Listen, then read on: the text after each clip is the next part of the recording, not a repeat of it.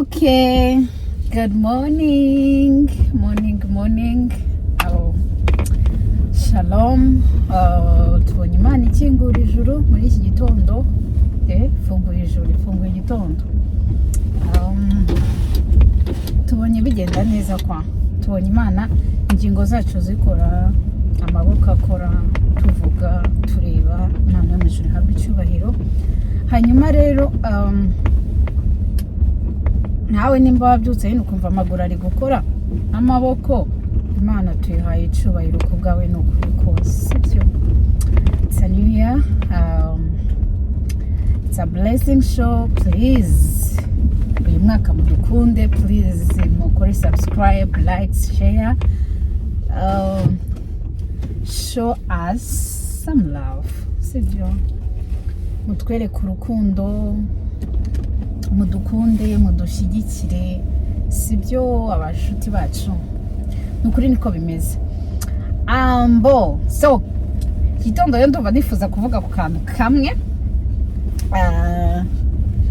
Hariho abantu mu buzima mana we, hariho abantu mu buzima babayeho, navuga gute se, mu buzima babeshya pe, ukabona umuntu abayeho arabeshya mana yanjye, arabeshya ariko ugasanga arabeshya abayeho mu buzima bwo kubeshya, kwibaza se uyu muntu abayeho. Nuzi iyo umuntu akubeshya ukuntu bibabaza, kubeshya n'ibibabaza, cyangwa umuntu akagudisappointinga n'ibibabaza, birakubabaza, ukwibaza se uyu muntu ahari nta nubwo anatekereza. Basi mwahanye nka Gahunda ukamuhamagara ukumva telefone ntago iriho, cyangwa mwahanye nka Gahunda ukamuhamagara ukumva ntakwitabye inshuro nka zingahe, umunsi warangira ukajya ukabona umva ngo byari byanciyeho, ngo mbabarire, ngo ntago byankundiye. Seriously, mwapanze Gahunda murayipangana cyumweru cyose. Aba bantu rero ngiye kubanenga, namwe mumfashe tubanenge, sibyo? Abantu bamere ngiye guheraho babeshya we, babaye mu buzima bwo kubesha. La. Abafotogarafe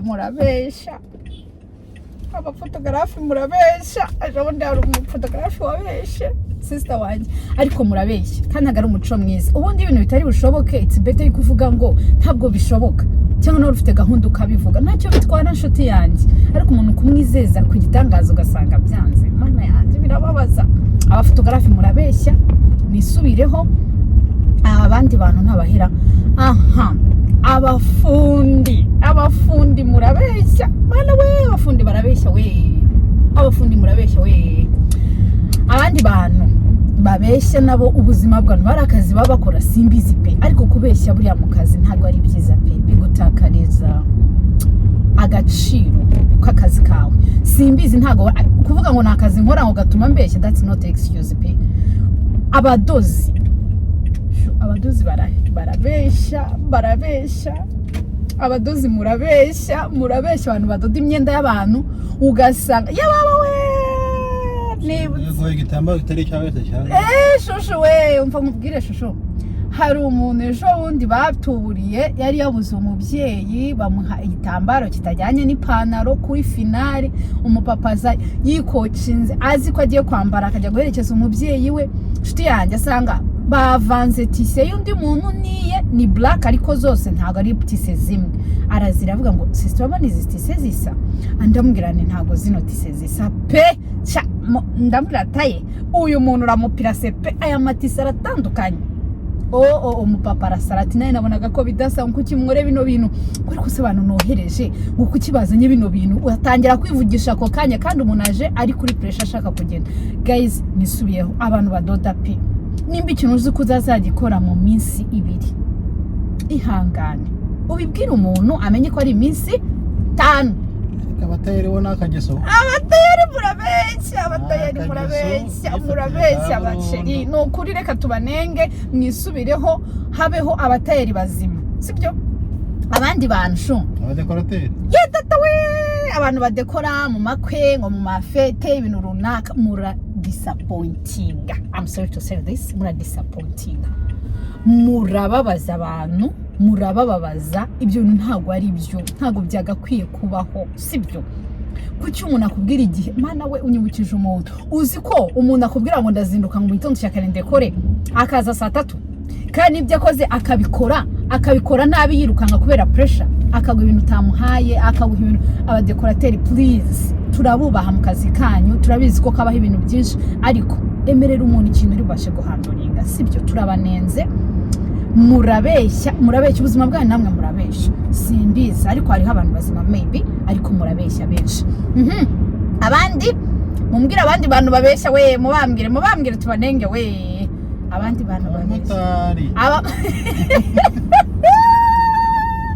abamotari tumugenda ndakwigiza babarira.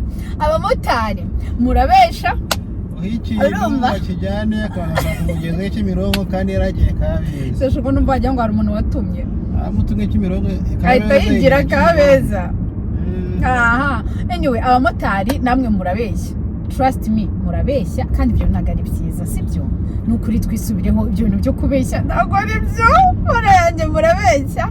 Arimo abana beza, ariko namwe murabeshya pe. Umuntu akumva ko abayeho mu buzima bwo kubeshya Imana kandi akaba fier yabyo, akumva ari proud, ntacyo abaye. Mu gihe wowe bakubeshya ko gase uyu muntu aratekereza basi, uyu muntu nubwo nagize ngo uyu muntu amuhaye gahunda, kuki se basi ujye witana telefone umbwire ngo sorry mbabarira, ibyo birabaye, sibyo?